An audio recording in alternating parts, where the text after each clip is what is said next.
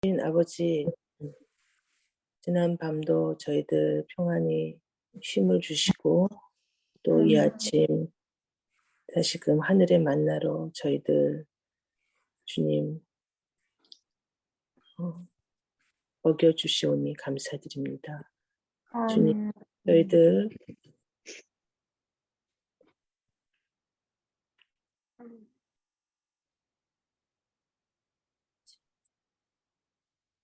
이제 주님의 오실 날이 얼마 남지 않은 그런 긴박한 세상에 살고 있지만 주님께서 저희들에게 주신 소망의 말씀과 또 귀한 은혜의 기별로서 저희들 이 시대를 어떻게 살아야 할지 오늘도 말씀해 주시오니 감사드립니다.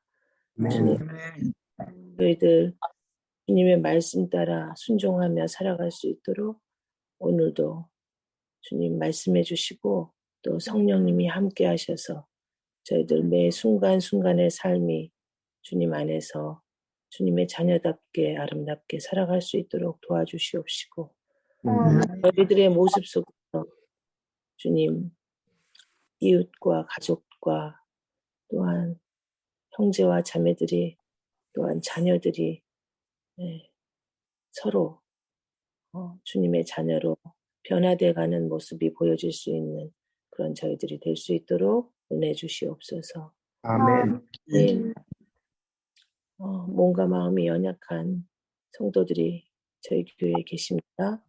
주님 오늘도 함께 하시고 주님의 손으로 안달하여 주셔서 아픈 곳을 또 힘든 곳을 치유하여 주시옵소서. 또한 여행 중이신 저희 교우님들이 계십니다. 주님 안전하고 또 행복한 여행이 되실 수 있도록 도와주시옵소서. 주님 흩어져 있는 저희들의 모든 사랑하는 자녀들과 또 저희들의 청년들 주님 오늘도 보살펴 주셔서 오늘도 너무나 많은 시험이 있는 세상 가운데 살고 있지만 주님의 성령님의 힘으로 넉넉히 이길 수 있는 그들이 될 수 있도록 주님 은혜 내려 주시옵소서. 이 시간 주님께서 말씀으로 은혜 내려 주실 때 저희들 풍성한 은혜 받을 수 있도록 함께 하여 주시옵기를 주님의 이름으로 간절히 기도드렸습니다. 아멘. 감사합니다. 예. 오늘은 우리 일곱 교회 가운데 가장 중앙에 있는 두아디라 교회, 두아디라 교회 가운데 있는 말씀을 함께 나누면서 은혜를 받도록 하겠습니다. 18절, 19절을 우리 지난 시간에 했기 때문에 다시 복습하면서 20절, 21절을 오늘 공부하도록 하겠습니다. 두아디라 교회 사자에게 편지하라. 그 눈이 불꽃 같고 그 발이 빛난 주석과 같은 하나님의 아들이 이르시되 내가 네 사업과 사랑과 믿음과 섬김과 인내를 아노니 네 나중 행위가 처음 것보다 많도다.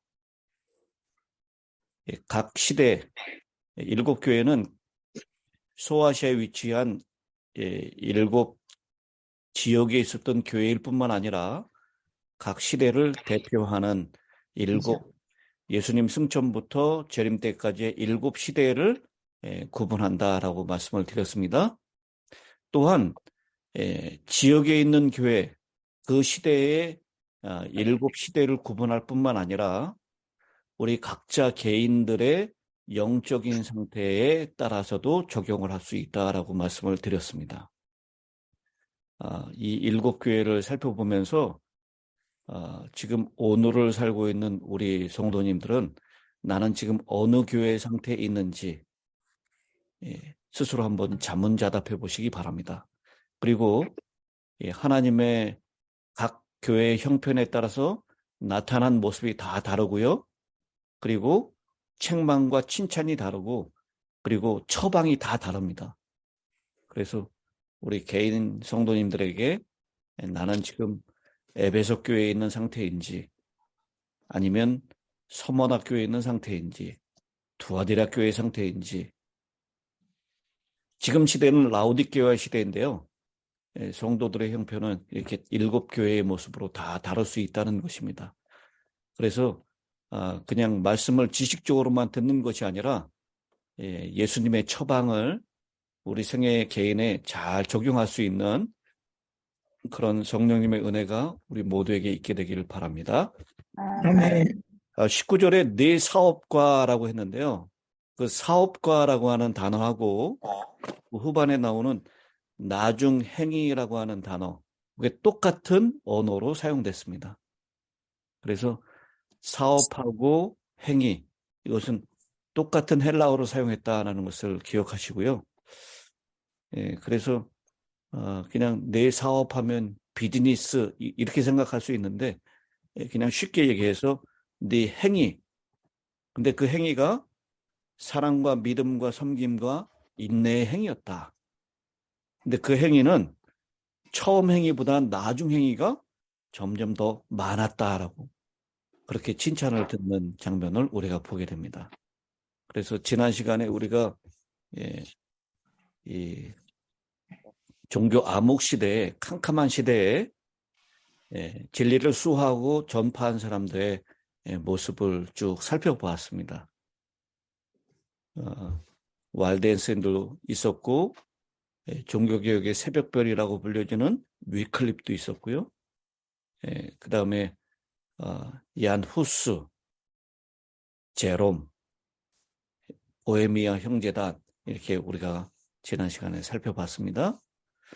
그런데 오늘 20절에는 그러나 네게 책망할 일이 있노라 라고 책망이 나옵니다. 이런 순서들이 7교회에 보내는 편지마다 다 있는데요. 그래서 우리가 이거를 사람에게 말할 때도 적용하면 칭찬을 먼저 하는 게 좋겠습니까? 고칠 것, 지적하고 책망할 것을 먼저 하는 게 좋겠습니까? 칭찬. 아마 책망하고 칭찬 없이 책망하고 지적하는 일만 하면 그 사람은 마음을 딱 문을 닫을 거예요. 근데 아무리 못되고 잘못한 일이 많아도 칭찬할 거리가 찾아보면 있습니까? 그래서 칭찬을 먼저 하라는 겁니다. 애정을 가지고 칭찬하고 그 사람의 마음을 열고 그 마음이 열린 상태에서 그 다음에 책망하고 고쳐야 될 것을 얘기하면 훨씬 더 효과적일 것이다 라고 하는 것입니다. 그러나 네게 책망할 일이 있노라. 자칭 선지자라 하는 여자 이세벨을 네가 용납함이니 그가 내 종들을 가르쳐 꿰어 행음하게 하고 우상의 제물을 먹게 하는도다. 또 내가 그에게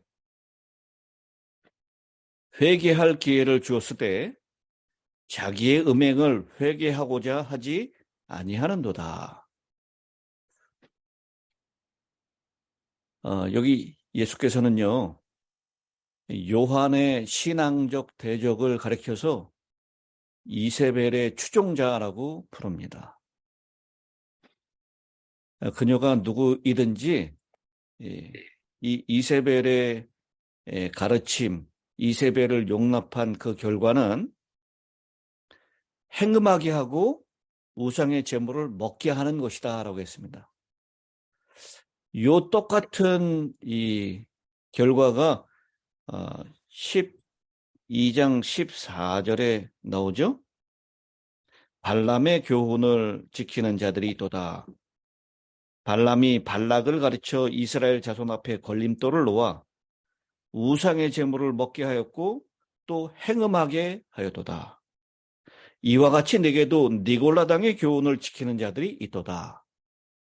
그래서요, 여기 나오는 세 이름, 발람, 니골라, 그리고 이세벨, 이 세 이름은 명백하게 똑같은 무리를 나타내는 것이다 라는 것입니다.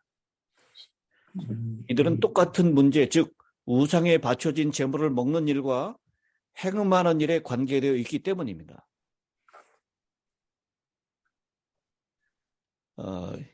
이 로마 제국은요, 모든 비유대인들이 국가 종교에 참여하도록 요구했습니다.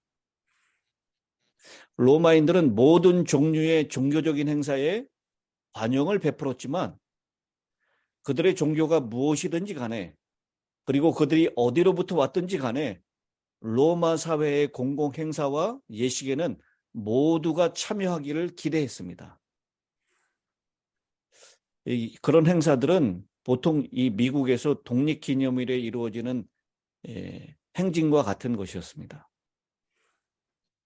우리가 독립기념일의 그 행진, 종교가 무엇이든지 관계없이 그 행사에 참여하는 것은 시민으로서의 한 의무입니다. 우리 3.1절 기념식, 그 참여하는 것, 한국 사람들이 어떤 종교를 가지고 있었든지 그 3.1절 기념식이나 광복절 기념식, 이것은 참여하는 것은 시민의 의무 가운데 한 부분입니다. 마찬가지로 로마 제국 내에 어디에 살든지 어떤 종교를 가지고 있든지 상관없이 이 로마 사회의 공공행사 그리고 그 예식에 참여하는 것을 의무로 생각을 했습니다. 그런데요, 그런 국가 종교 의식에 참여하지 않는 사람들은 사형까지는 아니었다 할지라도 명백한 불이익을 받을 수밖에 없었습니다. 예를 들면 사업하는 사람의 모임인 무역조합에서 그 국가 종교 행사에 참여하지 않는 사람들은 배척당하였고요. 사회의 발전이나 지위 향상을 위한 영향력을 다 빼앗겼습니다. 국가 종교에 참여하지 않으면 또한 그들은 사회적인 기회를 박탈당했습니다.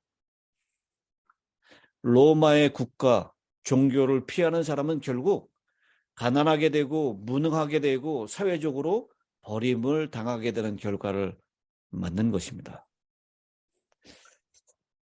오늘날 우리가 살고 있는 이 서구 세계에서 많은 사람들이 원하고 있는 최고의 목표는 무엇이냐면 부와 안전입니다.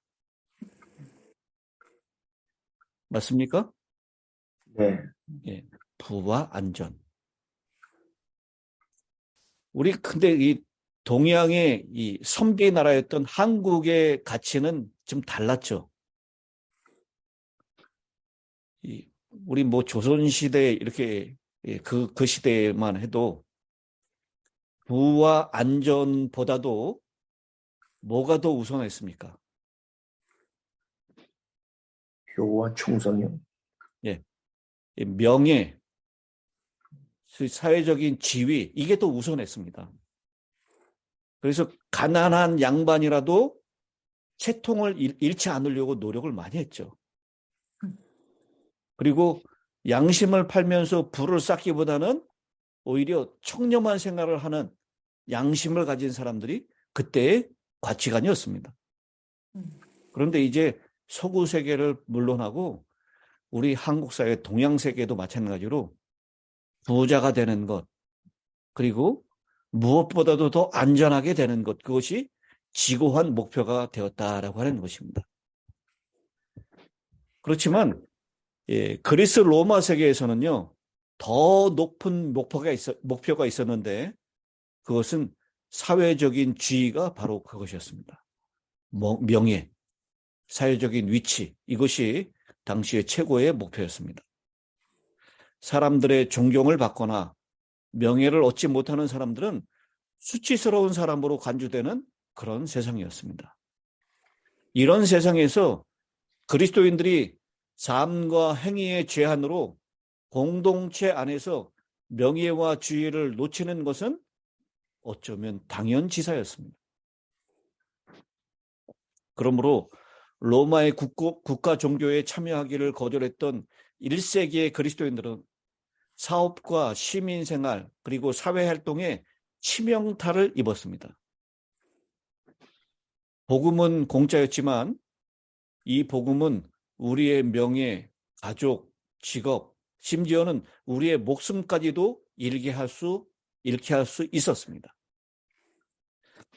결과가 어떠하든지 관계없이 예수께서는 그분의 제자들에게 완전한 헌신을 요구하십니다.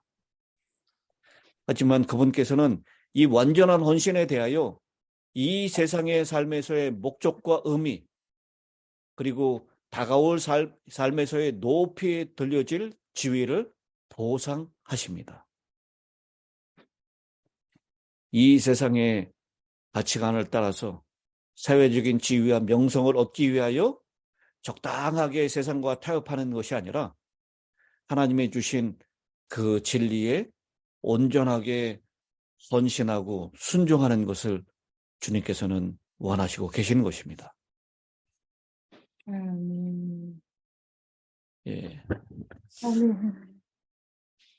여기 1세기 후반에 있었던 보수주의와 자유주의의 충돌의 일면을 우리는 오늘 보게 됩니다.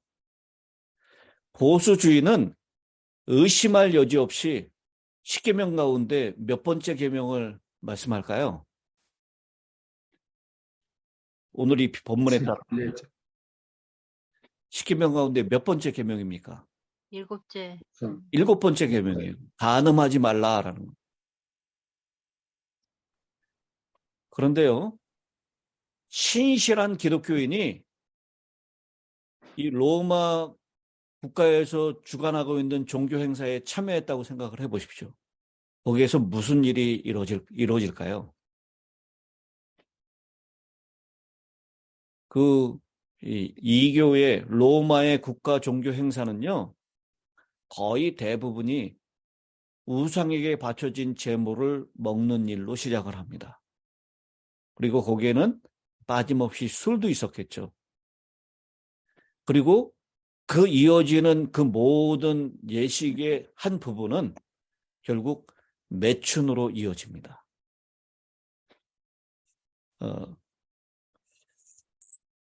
간음하지 말라라고 하는 그 말씀하고 이 국가 종교에 참여함으로 간음하게 되는 일, 이 사이에서 긴장감은 당시 1세기 후반에 살고 있는 보수주의자와 자유주의자의 그런 아주 큰 충돌이 일어날 수밖에 없었습니다. 그런데요, 이 자유주의자라고 하는 그리스도인들은 그들이 하는 행위에 대해서 성경적인 옹호를 받아야 될 필요가 있었겠죠. 그래서 성경 어디에서 이 말씀을 찾냐면요, 신학적인 정당성을 찾기 위해서 로마서 13장 1절로 6절에 있는 말씀으로 그들의 행위를 정당화시키려고 했습니다. 제가 봉독해 보겠습니다. 로마서 13장 1절. 각 사람은 위에 있는 권세들에게 복종하라. 권세는 하나님으로부터 나지 않음이 없나니 모든 권세는 다 하나님께서 정하신 바라. 그러므로 권세를 거스르는 자는 하나님의 명을 거스름이니 거스르는 자들은 심판을 자취하리라. 그리고 계속 이어나가면서 5절에 있는 말씀입니다. 그러므로 복종하지 아니할 수 없으니 진노 때문에 할 것이 아니라 양심을 따라 할 것이니라. 6절. 너희가 조세를 바치는 것도 이로 말미암음이라. 그들이 하나님의 일꾼이 되어 바로 이 일에 항상 힘쓰느니라. 여기 이세벨, 발람, 니골라당, 이 교훈을 따라서 행하는 사람들은요, 국가 종교의 요구에 참여하는 일에 대한 정당성으로 이 로마서 13장 1절로 6절에 있는 말씀을 사용했을 수도 있었을 것입니다. 우리는 국가를 위해서 기도해야 하고 순종해야 되고, 국가의 지도자, 세워진 지도자는 이 위로부터 난 권세들은 전부 다 하나님으로부터 났다. 그러니 그 권세를 거스르는 것은 곧 하나님의 명을 거스르는 것과 똑같은 것이다. 그래서 이 국가가 요구하는 이 종교 행사에 참여해서 그때 사람들이 하고 있는 일상적인 그 행동을 하는 것은 이것은 범죄가 아니다. 죄가 아니다. 이런 논리를 생각하고 있는 것입니다.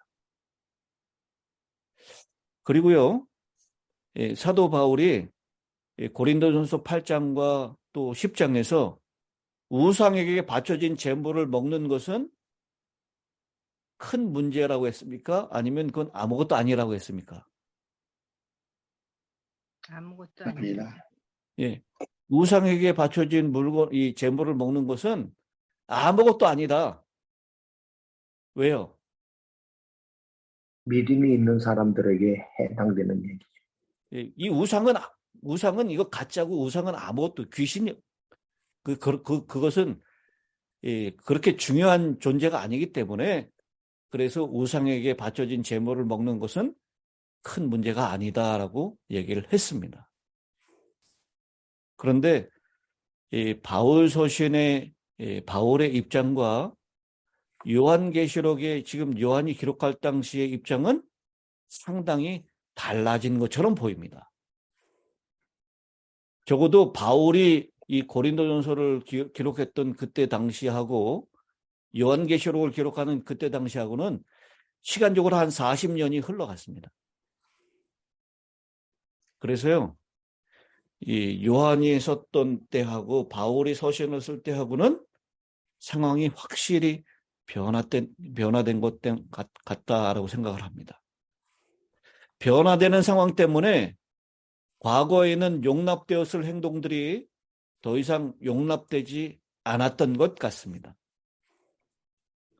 그래서요, 오늘 이 우상에게 바쳐진 그 음식을 먹는 문제, 그리고 행움의 문제, 이것은 요한 당시에 굉장히 경계해야 될 것이고, 그리고 오늘 이 두아디라 교회에 보내는 편지에 있는 말씀처럼 책망받아야 될 일이고 회개해야 될 일이다라고 그렇게 말씀을 하고 있는 것입니다. 당시 이 로마의 이교의 국가 종교 행사에 참여하기 위해서는 신전 안에 들어가야 되는데요. 그 신전 안에는요, 국가에서 운영하고 있는 창녀 제도가 그 종교적 관습의 가장 중요한 요소였습니다. 사람들은 그 신전 안에 있는 이교 여사제들과 그 도시의 남자들이 성적인 관계를 갖게 되면 비가 풍족히 내려서 곡식이 잘 자라고 도시는 번창한다고 믿었습니다.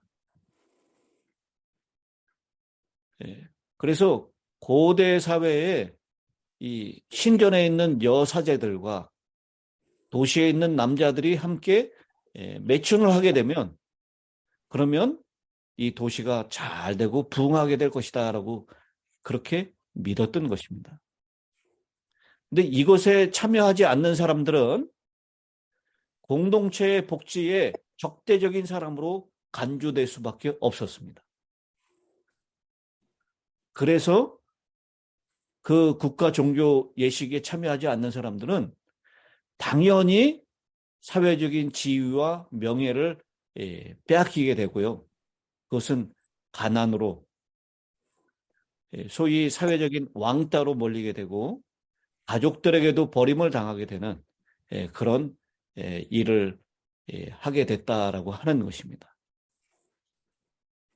그래서 초대교인들은요, 사회생활에 참여하는 그 일을 통해서 하나님께 전적으로 충성할 것이냐, 아니면 세상 사람들 사회생활에 잘 어울릴 것이냐, 이 두 문제 사이에서 끊임없이 고민했었던 것 같습니다. 여기 두아디라 교회 이 지역은 뭐가 발전한 지역이라고 그랬죠? 이 염색이 발전한 동네라고 그랬죠? 그래서 빌립보 성에 그 루디아라고 한 여인, 두아디라 성에 자주 염색 장사였다라고 얘기합니다. 그리고 이 청동을 재련하고 하는 이 세공업이 많이 발달했습니다. 그래서 이 예수님도 이 빛난 주석과 같은 이 발을 가진 분으로 묘사되고 있습니다. 그래서 주로 이 두아디라 지역에 살고 있는 사람들은 노동자와 일꾼의 사람들이었기 때문에요. 같이 일하는 사람들이 형성되었죠. 길드라고 표현하고 있죠. 그런데 그 같이 일하는 같은 노동자 사회에서 이 종교 행사에 참여하지 않는 사람들은 그 사업체에 같이 낄 수가 없고 같이 일을 할 수가 없게 된 것입니다. 그래서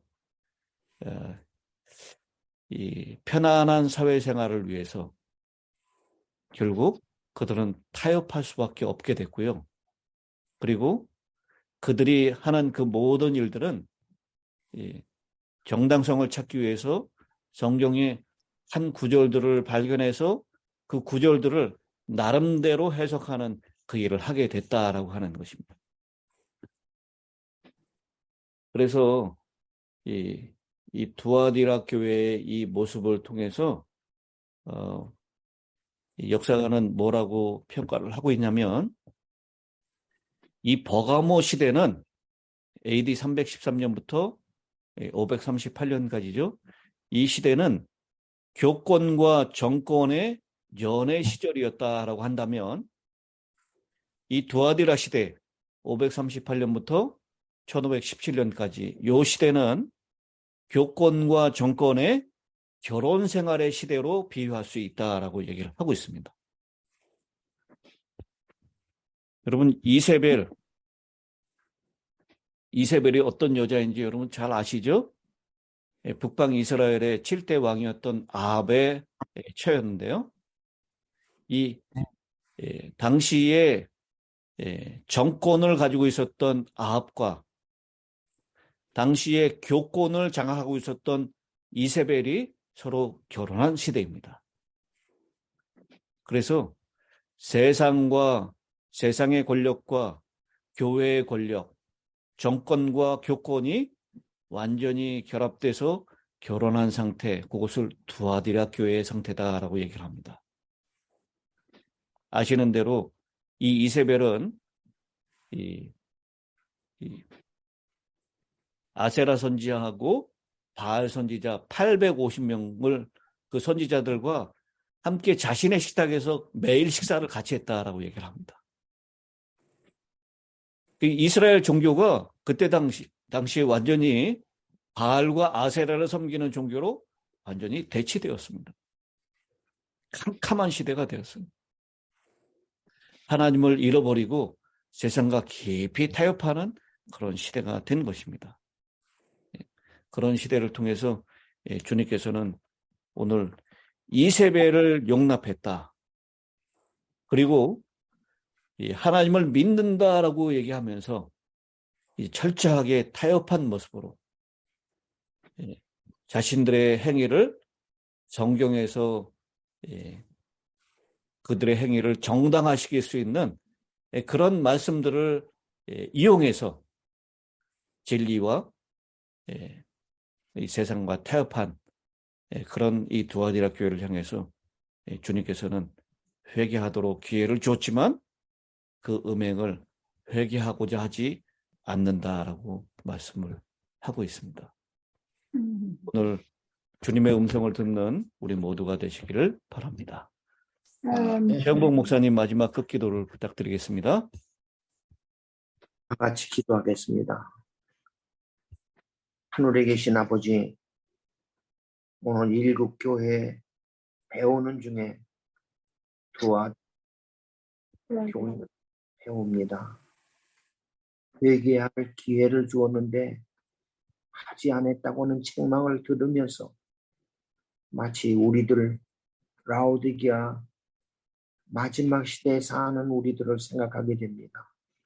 주님, 우리가 그런 책망을 받아야 될 사람이 아닌가 자신이 깊이 생각하고 회개할 것이 있으면 회개할 수 있는 믿음까지 주셔서 올바로 살 수 있는 우리 모두가 되도록 축복해 주시옵소서. 아멘. 하나님 이름은 있으나 실상은 죽었다고 하는 그 책망이 상되는지 살펴보게 해주시고 하나님 뜻대로 살아가는 우리 모두가 되도록 하나님 돌봐 주시옵소서.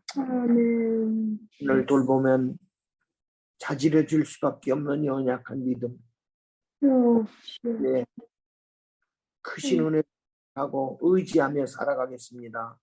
우리를 주시옵소서. 능력이 오늘도 참여하신 모든 분들 가정가정마다 함께 해주시고 원로하신 이 장로님의 건강 상태를 하나님 붙들어 주셔서 감당하고 이길 수 있는 체력을 허락해 주시옵고 그래도 건강한 하루로 하나님께 영광을 돌리며 믿음의 본이 무엇인가를 분명히 깨닫고 그렇게 살 수 있도록 실천의 능력까지 허락해 주시옵소서. 아멘. 목양하는 김 목사님 그리고 하나님께서 함께 해주시는 힐탑의 온 가족들이 오늘도 건강한 가운데 하나님께 영광을 돌리며 구목사로 수고하시는 구목사님에게 은혜를 주어서 오늘도 건강하도록 지켜 주시옵소서. 시작하는 동틀 무렵에 주님과 말씀으로 출발해 싸우니 해질 무렵에는 만족한 믿음으로 끝마칠 수 있도록 도와주시옵소서.